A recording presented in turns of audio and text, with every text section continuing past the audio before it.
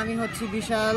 আমি সিদ্ধান্ত মিরপুর হাই স্কুলে পড়ি আর আমার স্কেটিং করতে অনেক ভালো লাগে। এখন আমি স্কেটিং করব আর আমার ওজন অনেক বেশি, তাই এখন আমি স্কেটিং চালিয়ে চালিয়ে আমি ওজন কমানোর চেষ্টা করব। এখন আমি আপনাদের দেখাবো আমি স্কেটিং করছি।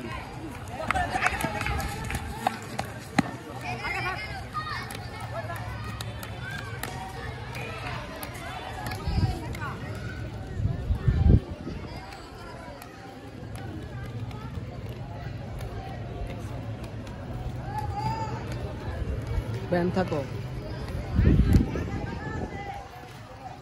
দাঁড়াও, এদিকে আসো।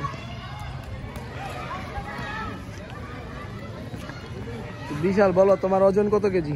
আমার ঠিক জানা নাই, ওজন মাপা নাই। আচ্ছা, তো এই বিশাল হলো আমার স্টুডেন্ট, স্কেটিং 07-এর স্টুডেন্ট। ও স্কেটিং করতেছে ওজন কমানোর জন্য। এরকম যারা যারা আছেন ওজন কমানোর জন্য, কত 80 কেজি তো হবেই না? আরো কম। হ্যাঁ, আরো কম স্যার, আরো কম। কোন ক্লাসে পড়ি জানি? 8-এ স্যার। ক্লাস 8-এ পড়ে। অনেক হেলদি বাচ্চাটা, খালি বার্গার খায়, ফাস্টফুড খায় না? বন্ধ করে দিছিস আসলে? জি স্যার। এখন কি খাস? হ্যাঁ, ঘাস ঘুষ খাস? আচ্ছা, আমি ঘাস ঘুষ খাই।